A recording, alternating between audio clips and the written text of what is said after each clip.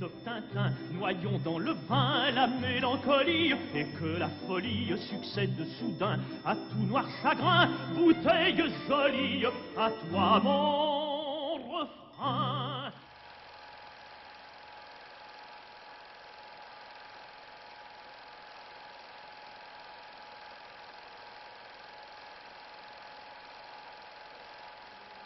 Breton, juif converti au catholicisme, poète, romancier et peintre, homosexuel, épistolier génial, découvreur de jeunes talents, funambule du verbe.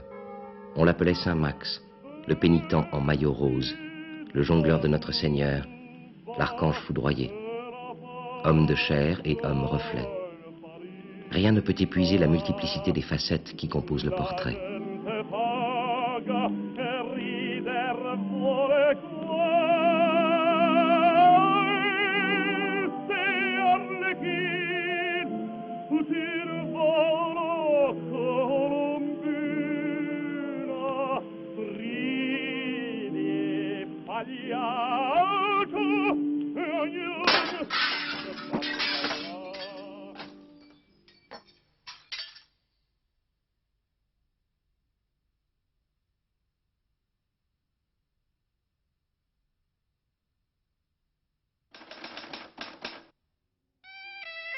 D'origine allemande, les ancêtres de Max Jacob arrivent à Quimper vers 1850, où il s'illustre dans le commerce de la confection et des antiquités bretonnes. Doué d'un sens inné de la publicité, Lazare, le père de Max, porte très haut la réputation des Jacob.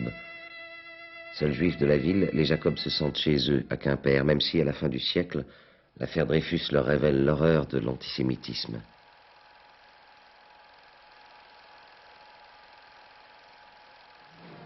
La religion n'a pas de place chez les Jacob, qui respectent les valeurs de la République et les coutumes locales.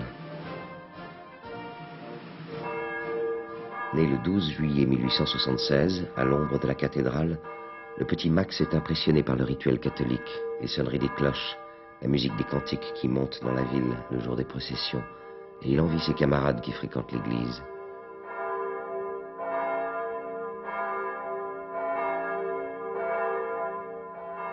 À cet enfant fragile, si différent de ses frères et sœurs et souvent battu par sa mère, le lycée va ouvrir des horizons nouveaux. Esprit protéiforme, le jeune Max assimile sans effort tout ce qui lui est enseigné. Dès l'âge de 15 ans, il se met à écrire et à dessiner. Dessins à la plume, la vie, croquis pris sur le vif, qui s'inspirent des personnages de la vie quotidienne et ne plaisent guère à ses professeurs.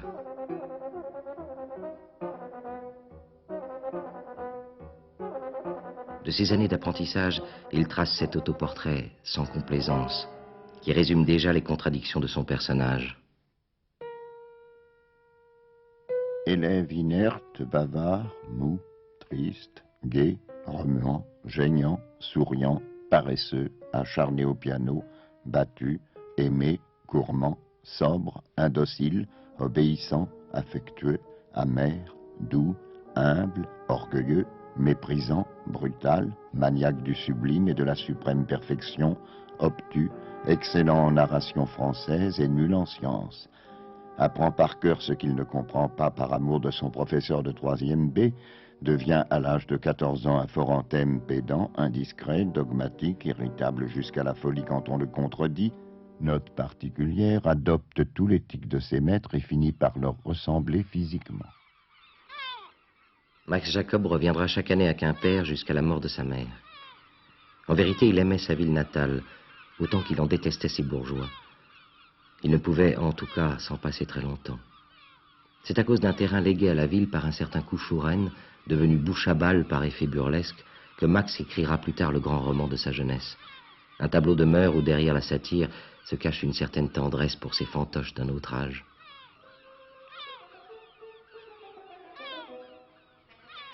Le bourgeois est un animal égalitaire, consommateur et dénaturé, xénophobe, assaini, modeste et bucolique, confortable, ayant droit, bachelier, breveté, clair et diplomatique, grave, arrangeant, bourreau, amateur, disgracieux, isochrone, élégant, condisciple, astringent, amorphe et bricoleur, sociable mais embrouillé avec son adversaire, bûcheur, apitoyé, anglophobe et béat, amendé, prévenant, dresseur d'automobile, effronté, réservé, vif et dactylographe, apologiste, ancien bambocheur et discret, barguineur, avisé, dormeur, aquarelliste.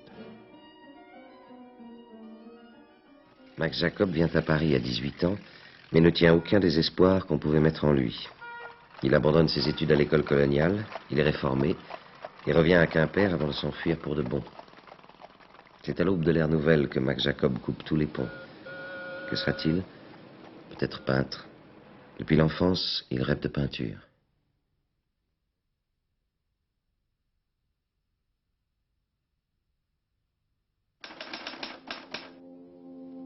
C'est ici que se situe la grande affaire de la vie de Max Jacob.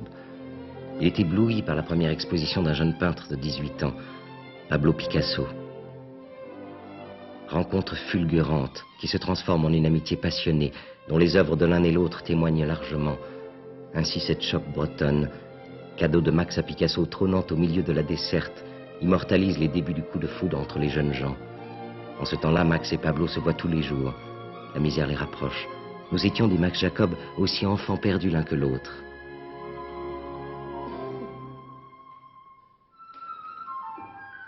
Picasso, qui est retourné en Espagne au début de l'année 1902, écrit à Max dans son mauvais français « Adieu mon ami, écris-moi ». Tandis que Max Jacob, très féru en chiromancie, réalise une étude détaillée des lignes de la main de Pablo. On peut y lire en note « Aptitude à tous les arts ».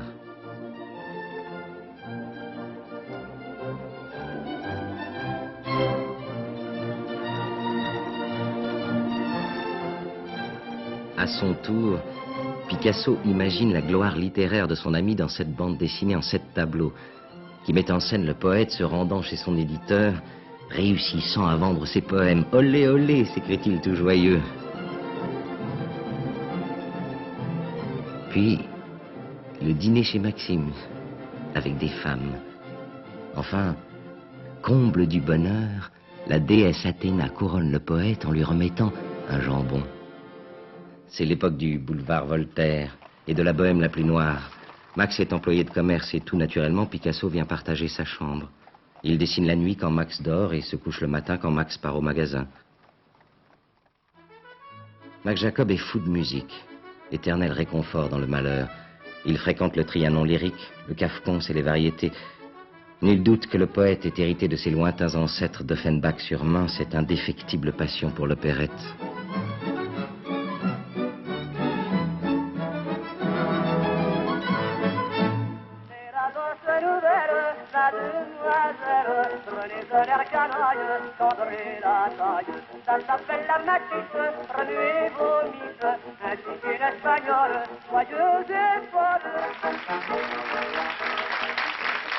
Soirée au théâtre où il applaudit les grands tragédiens. Munet Sully dans Oedipe Roi. L'acteur de Max, qu'il dessine pour le plaisir du jeu de mots, de Max par Max.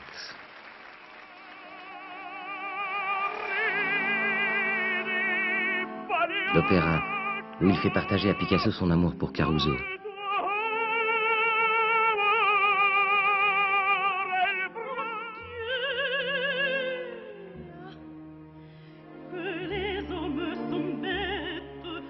Le spectacle dans tous ses états, en coulisses et sur la scène, reste pour Max Jacob le premier thème d'inspiration en peinture. C'est aussi un habitué des fêtes foraines, des manèges et de tout ce qui divertit l'âme. Mais ce que Max préfère, ce sont les haltérophiles, les athlètes, les combats de boxe, l'atmosphère des rings où les hommes mesurent leur force.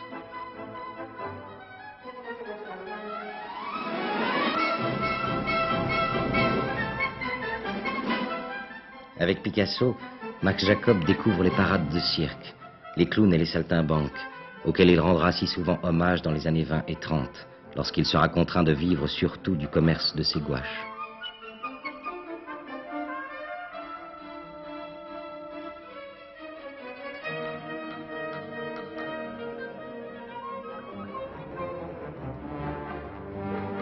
Sur ce dessin, une inscription dans la main de Max, Picasso en acrobate.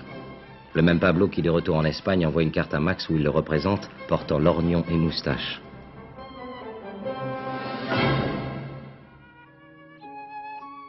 comme les poètes, lui dit Picasso.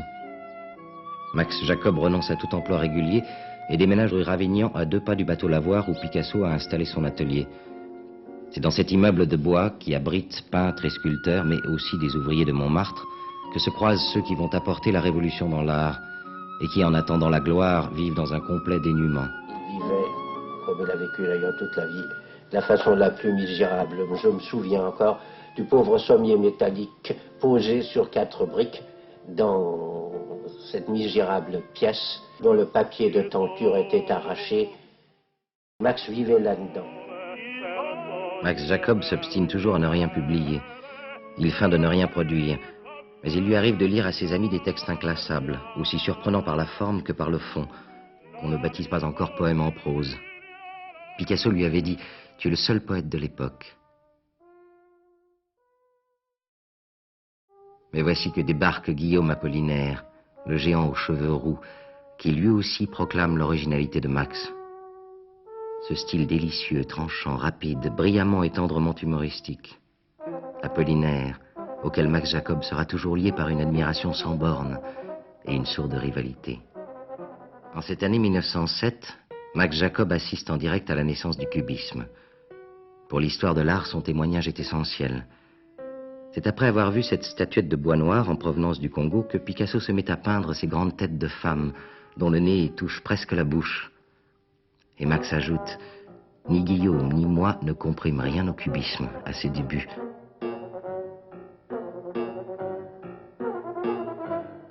La jeunesse des Demoiselles d'Avignon fait partie du roman personnel de Max Jacob et Picasso. Sur ce célèbre portrait, le poète porte une vareuse de marin, semblable à l'habit du marin des premières esquisses. Personnage efféminé qui ne résistera pas à la sensualité des femmes et disparaîtra du tableau. Comme Max Jacob un jour sera rayé de la vie de Pablo Picasso.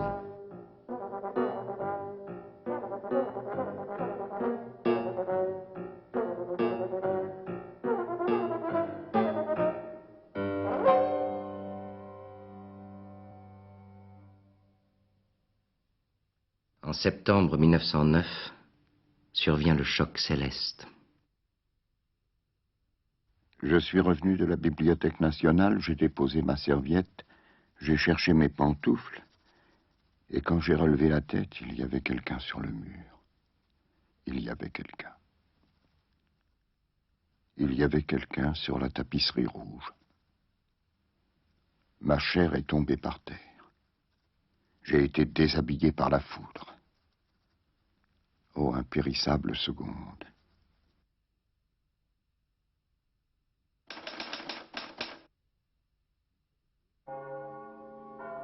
Ivre de Dieu, Max Jacob se précipite à l'église pour voir un prêtre.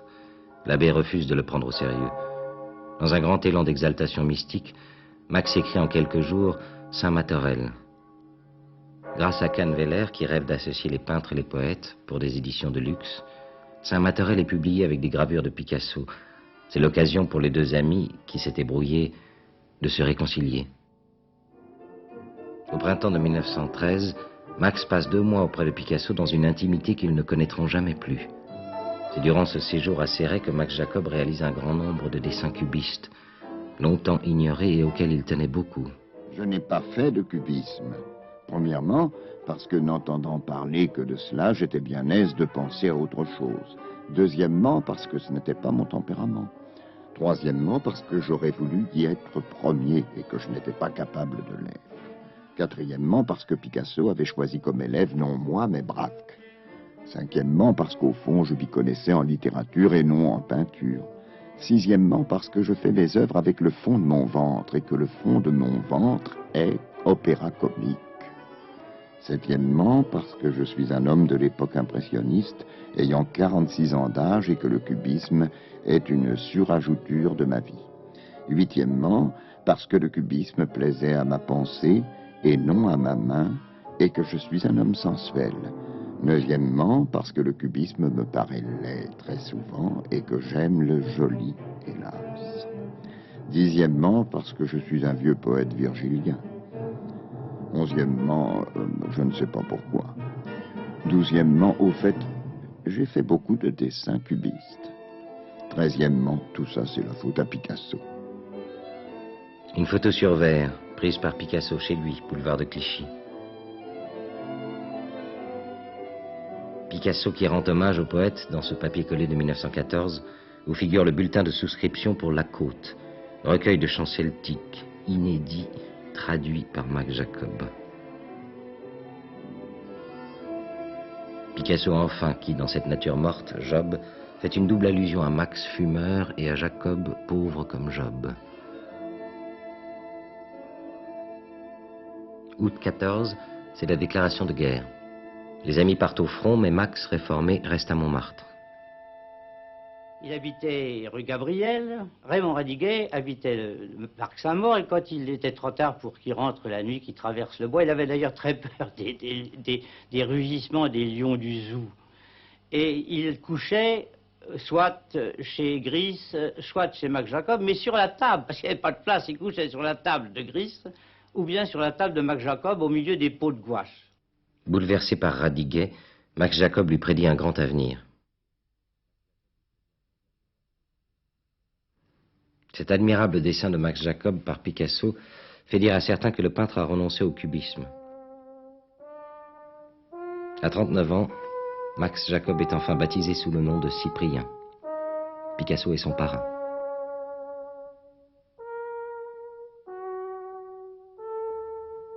Depuis le début de la guerre, Montparnasse a détrôné Montmartre comme quartier des artistes. Et c'est à la Rotonde que ce jour-là, 12 août 1916, Cocteau a rendez-vous avec Picasso. Il retrouve Max Jacob, Henri-Pierre Rocher, Kissling, Ortiz des Arates, Pâquerette, mannequin chez Poiret. Cocteau prend des photos du groupe instantanées ou photos posées devant l'objectif.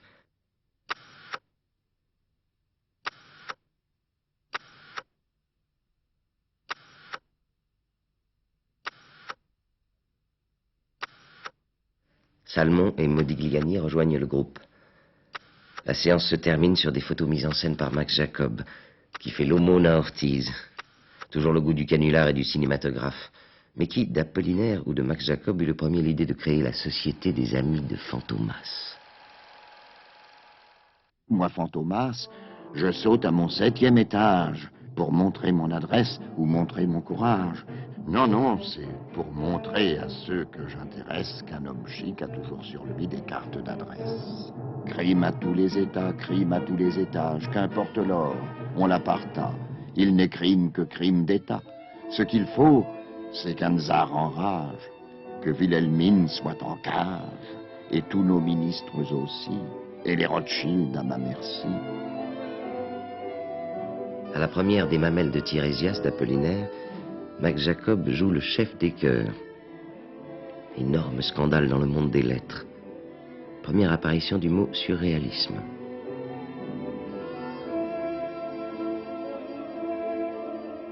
Apollinaire était un troubadour des bords de la Seine et des bords du Rhin, mais Max Jacob était le véritable grand poète de l'époque cubiste. Cornéadé, c'est vraiment le livre qui correspond avec les théories du cubisme.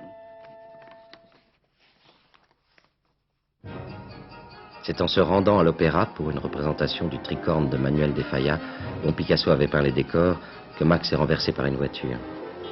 J'avais descendu la rue des Martyrs, qui du Sacré-Cœur mène un pêcheur au siècle et le ramène vers lui, et j'atteignais la place Pigalle, rond-point de tous les vices de la terre, quand je fus environné de voitures plus rapides qu'un train. On releva, dit un témoin, un cadavre en habit noir sur la chaussée de bois de la place Pigalle.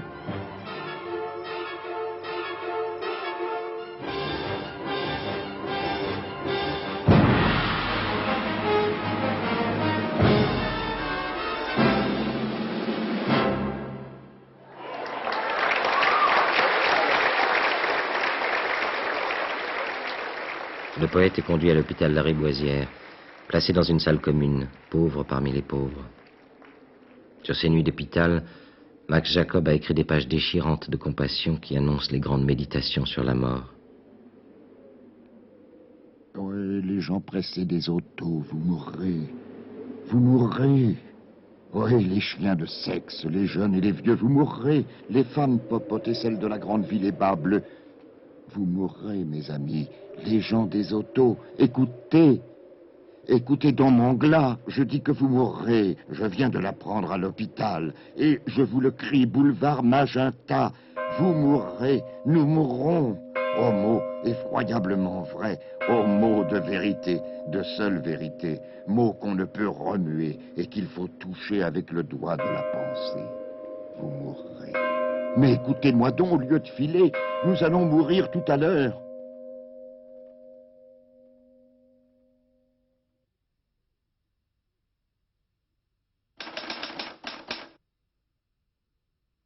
Lorsque Max Jacob part pour Saint-Benoît-sur-Loire, en juin 1921, on peut dire que son œuvre est faite. Les Materelles, la Côte, le Cornet à dés, la Défense de Tartuffe, le Laboratoire central, Cinéma-Thomas, le Roi de Béotie, l'Art poétique. Mais qui l'a lu? Quelques amis peintres et poètes. C'est presque un inconnu qui quitte Paris. Pourtant, ce n'est pas par dépit que Max Jacob songe à cette retraite, mais pour tenter de lutter contre la tentation et de faire pénitence. Dans Les Trois musiciens, Picasso représente Max Jacob en moine vêtu de bure noire, Apollinaire mort en 18 sous l'habit de Pierrot, tous deux entourant Arlequin qui pourrait être Picasso. Mon cher parrain, tu as été mêlé à tous les bonheurs et à tous les malheurs de ma vie. Tu as participé aux uns, tu as pensé les douleurs des autres. Tu as encouragé mes premiers essais artistiques. Tu les as mis dans de meilleures voies. Tu étais là dans mes premiers pas dans le monde des arts. Que dis-je? Tu as été à toi seul le monde des arts pour moi. Et Max ajoute, hélas, que de tiers entre nous. Déchiré par l'indifférence de Picasso, Max se souvient avec nostalgie de leur jeunesse. Je te regrette, ô ma rue Ravignan. L'impasse de Guelma a ses corrégidors, et la rue Colincourt ses marchands de tableaux, mais la rue Ravignan est celle que j'adore, pour les cœurs enlacés de mes porte-drapeaux. Là, taillant des dessins dans les perles que j'aime, mes défauts les plus grands furent ceux de mes poèmes.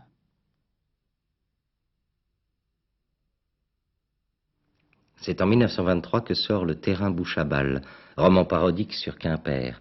Max en fera aussi une pièce de théâtre, demeurée inédite jusqu'en 82. Attendu qu'en date du 4 novembre 1893, gain de cause ayant été donné en première instance par le tribunal civil de Guichet à M. Lecomte contre les héritiers Bouchabal, le conseil municipal a décidé que le legs serait accepté avec ses charges et servitudes. Attendu que ce jugement fût cassé par la cour d'appel, le maire n'ayant pas le droit d'agir comme un particulier pour le compte de la municipalité, attendu que la cour de cassation a remis le terrain à la municipalité, le maire étant légataire universel d'après les testaments Bouchabal, attendu qu'en date du 21 mai 1898, le conseil municipal, siégeant en séance extraordinaire, le sien, Pancras, entrepreneur, Pardon, architecte! Entrepreneur ayant été entendu, et son rapport sur les qualités forces de résistance et imperméabilité du dit terrain, M. Orange, banquier expert, près le tribunal civil de Guichet, a décidé qu'une salle, affectée au séjour d'une troupe théâtrale sur la commune de Guichet, aux représentations d'Issel. Toujours dans la veine satirique, Philibut. Un drôle de conte moral qui commence et s'achève rue Gabriel, image de la France sans Dieu, et où Max Jacob décrit les tribulations d'une montre en or qui passe de main en main, de Montmartre à Venise et jusqu'en Amérique, avant de finir écrasé sous une voiture.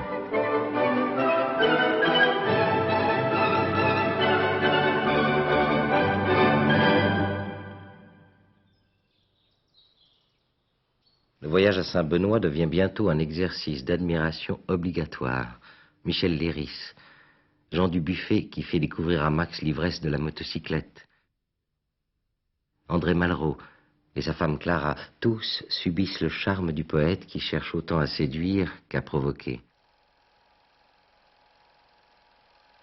Ce chemin de croix a été le plus étrange que j'ai eu l'occasion de voir, j'en ai pas vu tellement, mais enfin, il se tournait vers nous et nous racontait des anecdotes sur les vieilles femmes qui étaient là d'une méchanceté extraordinaire, ou sur le sacristain qui passait, puis brusquement il était pris comme de peur, il faisait un grand signe de croix, il s'agenouillait et il demandait pardon d'avoir dit du mal. La vie au presbytère n'y change rien. Ces vieux démons ne l'ont pas lâché. Max Jacob évoque ces ignobles relations acceptées par paresse. Et s'il demande pardon à Dieu dans ses prières, il ne peut se passer de la fréquentation des jeunes gens.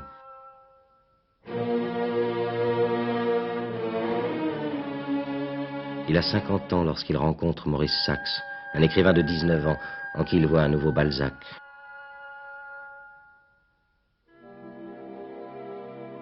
Frère Maurice, lui aussi juif converti, échappé du séminaire, et qui partage avec lui une vie trouble de débauche.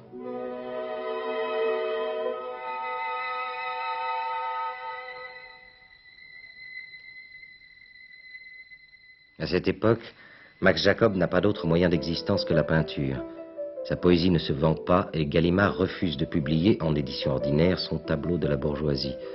Il se remet à la gouache, réalise une édition illustrée de La Côte et écrit, sous le pseudonyme de Morven le Gaélique, des poèmes simples et doux en hommage à la Bretagne.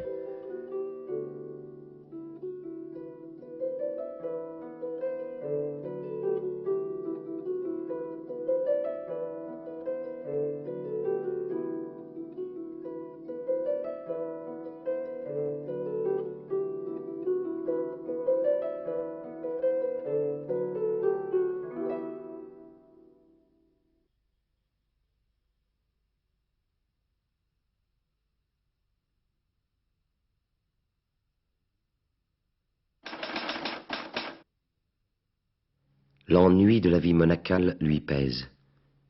Au printemps 1928, Max Jacob n'en peut plus, revient à Paris. C'est l'époque de la rue Nollet, des retrouvailles avec les jeunes gens qui s'empressent autour de lui. Initiation à l'art et à la poésie. Perpétuel va-et-vient qui fait songer à un autre bateau lavoir. Dans la bande, le musicien Henri Sauguet. Je venais le voir, je le trouvais déjà en train de travailler, bien qu'il fût tôt. Il venait de la messe, il avait assisté à la messe au Sacré-Cœur, il avait déjà expédié une immense partie de cette immense correspondance qu'il entretenait avec quiconque lui écrivait. Il avait commencé ses gouaches, des poèmes étaient déjà commencés sur le mur, il les accrochait pour les avoir sous les yeux tout le long de la journée.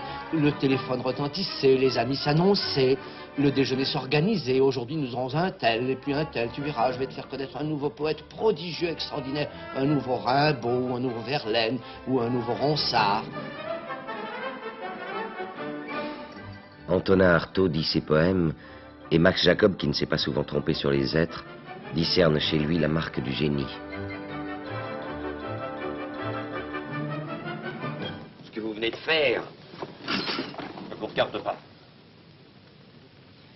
Messieurs, je viens de savourer un instant. Par un curieux coup du hasard, trois des meilleurs amis de Max Jacob se trouvent réunis dans un film culte de l'histoire du cinéma, Les Enfants du Paradis de Marcel Carné.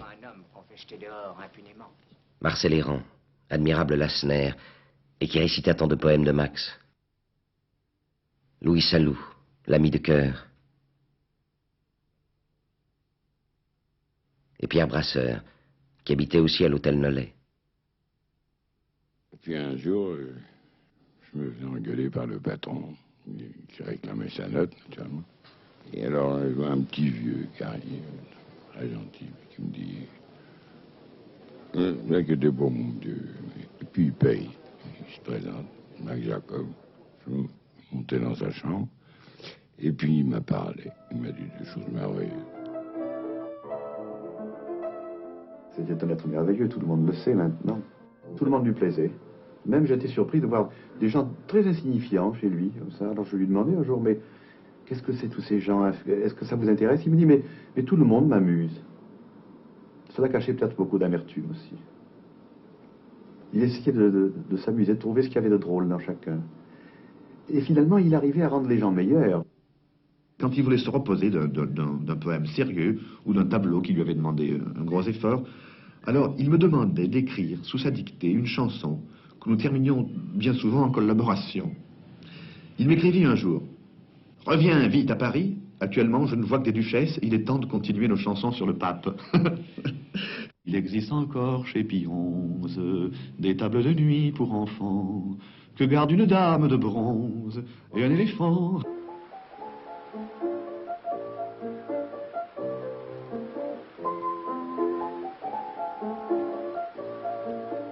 Chaque été, Max retourne à Quimper.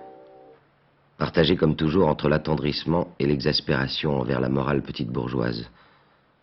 Malgré la notoriété qui lui est venue, les rapports avec la famille restent difficiles.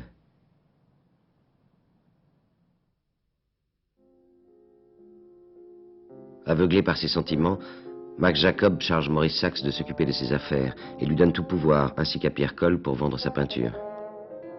Sachs trahira Max Jacob comme il a trahi tous les siens. Juif collabo, engagé à la Gestapo, il finira abattu par les SS au crépuscule du Reich. Il faudra du temps au poète pour reconnaître l'ignominie de Maurice Sachs et pour s'en guérir. À nouveau, il songe à fuir loin de Paris.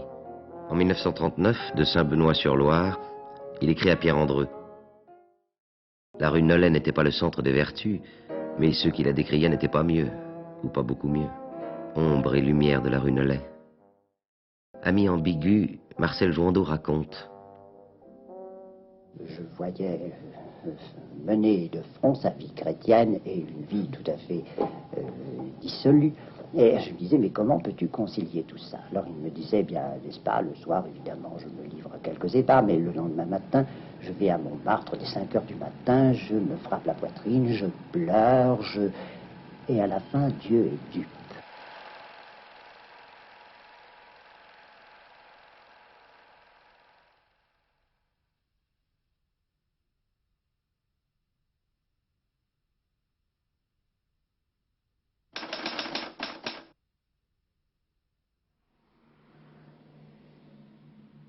Le second séjour à Saint-Benoît-sur-Loire ne ressemble en rien au premier. Ni le curé, ni le monastère n'ont voulu l'accueillir. Max Jacob s'installe chez Madame Persillard, qui sera sa dernière logeuse.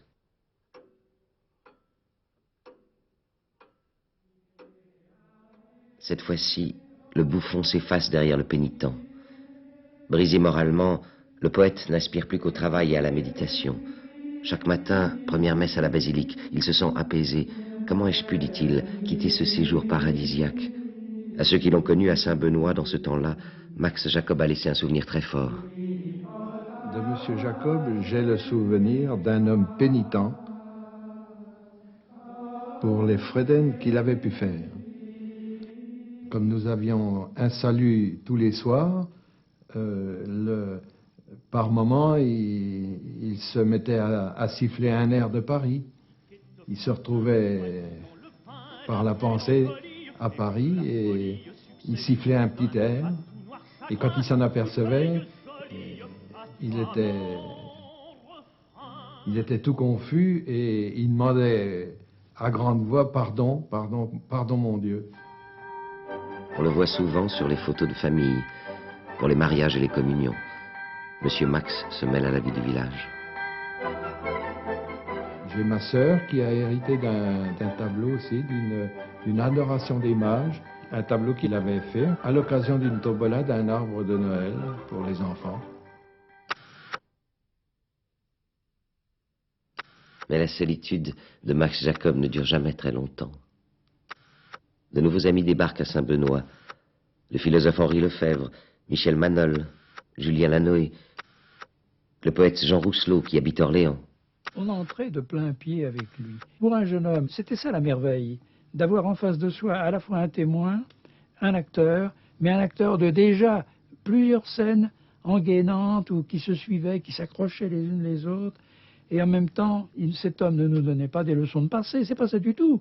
Il nous donnait au contraire des leçons de courage, nous incitant par exemple, je le répète souvent, à faire boiter la beauté. J'ai toujours trouvé ça au départ extravagant, et soudain je me suis dit, il a raison. Rien de plus embêtant qu'une beauté qui ronronne, qui nous assomme, qui est répétitive. Fais boiter ton verre de temps en temps, tu verras, il ne s'en portera que mieux. Enfin, voilà. C'était un des conseils immédiats que vous donnez, Max. Des conseils de vie aussi, qu'il distribue à tous ceux qui viennent à lui. Surtout au peintre Roger Toulouse et au poète Marcel Béalu. C'est ce toi-même que veut le public, c'est un anthropophage. Comme Dieu veut ton toi-même, et non ce qui l'obstrue. Le public veut ton toi, et non le souvenir des autres poètes. Il ne veut pas le public qui sacre les vrais poètes, il ne veut pas de petites secousses communes. Il veut ce cri propre de tes propres entrailles. Il veut une perle d'un Orient unique, et cette perle est en toi. Il s'agit d'émotion, et c'est l'essentiel, mais d'une émotion plus profonde que celle du voisin. Celle qui vient non de tes sens et de tes nerfs, mais de la rencontre, enfin, de ton humanité à toi. Or, chose curieuse, Cette humanité, Père l'a dégagée, est l'image même de notre Seigneur Jésus-Christ.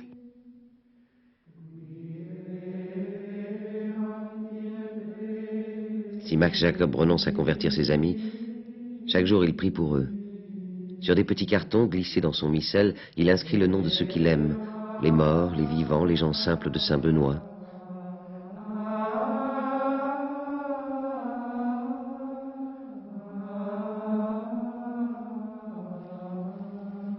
Chaque jour aussi, il écrit une méditation et poursuit sa réflexion sur la mort. Passeur d'Achéron, ta pirogue où est-elle, passeur des morts? Et ta houlette, quand tu vogues, dont s'éveille le flot qui dort? Souffle boré, pousse Notus, le passeur des ondes mauvaises, qui sentirait gel ou mésaise sur le flot qui mène à Jésus. Juin 40, la France s'effondre. Max Jacob, qui n'a pas quitté Saint-Benoît, tient un journal où, au jour le jour, il note le désastre. On n'y trouve aucune peur, rien que de la lucidité et de la pitié. Par honte, on fit passer dans les faubourgs des villes les charrettes au pas et les bêtes en file. Au pont de Loire, l'auto du riche attend son tour et trépigne la nuit et sa femme le jour. Le feu, l'acier ne dispersait pas une foule et l'horreur aux blessés mettait une cagoule de folie. Sans suicider, l'assassinat. Il arrivait qu'un pont chargé de 1000 vies, en s'ouvrant, engouffrait des voitures emplies, ou déchirant un train, en suspendait le fer avec les cris de mort au-dessus de l'enfer.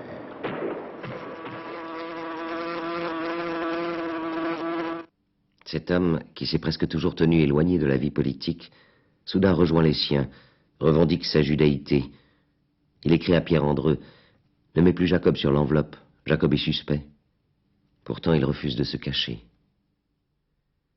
Se croyait-il intouchable, ou a-t-il souhaité le martyre pour rejoindre dans la mort son frère et sa sœur, Gaston et Myrtéléa, déjà pris par les Allemands, et qui mourront à Auschwitz?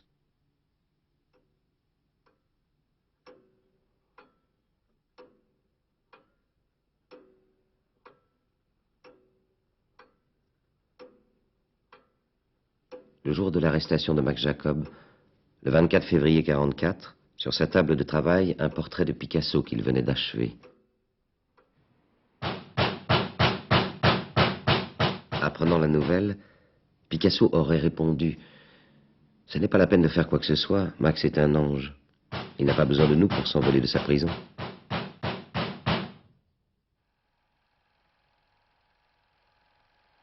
Max Jacob demeure 4 jours à la prison d'Orléans. Il distrait ses compagnons avec son répertoire d'opérettes, et notamment des airs de son cher Hervé. Pour aller à Sceaux sans esclandre, parfois t'arriva-t-il de prendre un carrosse doux comme un clou, dit coucou, et de trouver fort ridicule, en montant dans ce véhicule, que le cocher comme un taureau, le bourreau criait bien fort dans son tuyau, encore un tourceau, encore un tourceau. Et qu'on a pu voir bon espoir,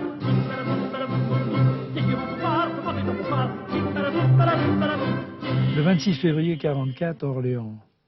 Mon cher Jean, je suis avec une troupe juive à la prison militaire allemande, et sans doute en partance pour le Drancy la semaine prochaine. Préviens Cocteau, amitié. Max Jacob, homme de lettres, chevalier de la Légion d'honneur. Le 28 février, le poète est transféré à Drancy. Les amis multiplient les démarches. Cocteau écrit à l'ambassade d'Allemagne. Le conseiller von Bose intervient et la Gestapo, Gestapo disait Max, donne l'ordre de ne pas déporter Max Jacob. La raison invoquée, mi-juif, mi-breton.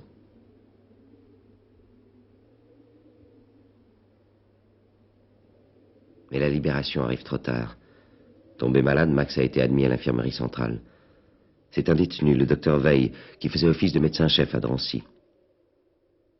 Entre le le 29 février, c'était une année bissextile, et le 5 mars, au début, il avait encore une conversation et parlait de choses et d'autres. Max avait gardé encore à ce moment-là son humour habituel.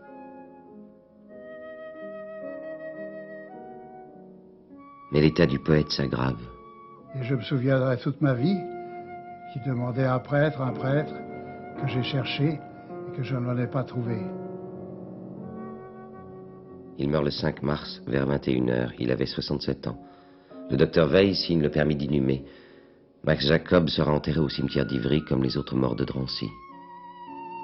Quand j'ai quitté l'infirmerie où j'avais vu le Max Jacob mort, j'ai entendu quelqu'un du personnel me dire « Mais il paraît que c'était un grand poète ».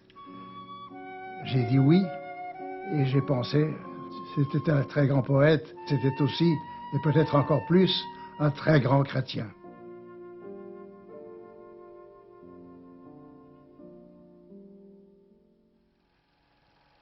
Déclaré mort pour la France, Max Jacob est transféré à Saint-Benoît-sur-Loire le 5 mars 49. Les amis fidèles, parmi lesquels Jean Rousselot, Marcel Béalu, sont tous réunis autour de son frère Jacques, seul survivant de la famille Jacob, tandis que les plus anciens, André Salmon et Henri Sauguet, ont composé pour lui cette cantate funèbre. Il repose enfin là où il l'avait souhaité. À la chapelle Notre-Dame, les prêtres sont en oraison pour le triomphe de ton art, comme on est loin de chez Gazon.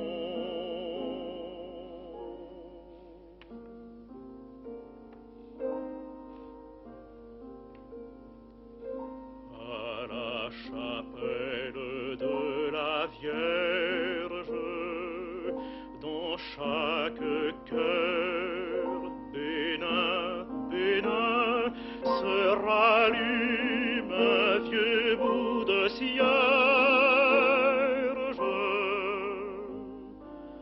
comme c'est loin de chez Vernin.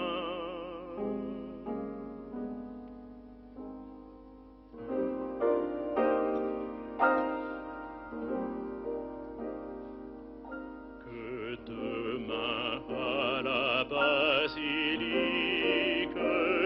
vaste d'œuvres et lourde des ans, une grande messe en musique soit dite chez les paysans pour le bienheureux de la Loire, convive du divin banquet dont tu préfigurais